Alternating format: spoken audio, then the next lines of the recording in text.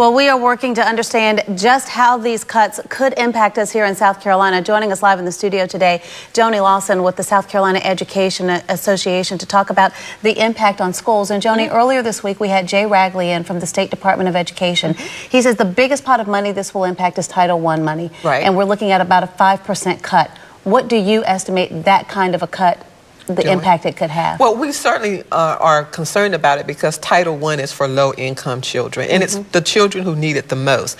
So over the last several years, we've had over $300 million in cuts to K through 12. So any cut is a big impact. We're looking at about 170 jobs.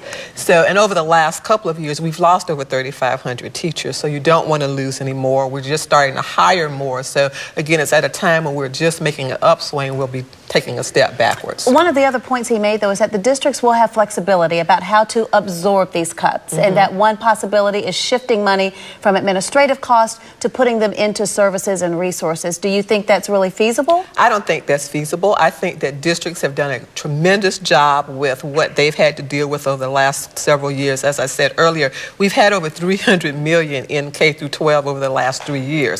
So they've done a tremendous job. I don't think they have any place to shift, to be real honest. And we also talked about the possibility of layoffs, and he pointed out that the effects really wouldn't take effect until the cuts, rather, until this fall, so that it's hard to say whether any teachers will lose their jobs because of these cuts. Do you agree? Well, that's a possibility. I agree with that, but I do think that any cuts could be detrimental. And I noticed that he said earlier about increasing the base student cost, and again, that's not done until we finish the budget. So again, all of these things are shifting dynamics, and we don't know for sure. But I would say that districts have done as good as they can with the funds that they've had. All right. Well, I know everybody's still holding out hope that some sort of deal will be reached in Washington. We'll continue to check in with you to see about the impact here in our South Carolina schools. Okay. All right, Joanie, thanks for coming in today. Thank you.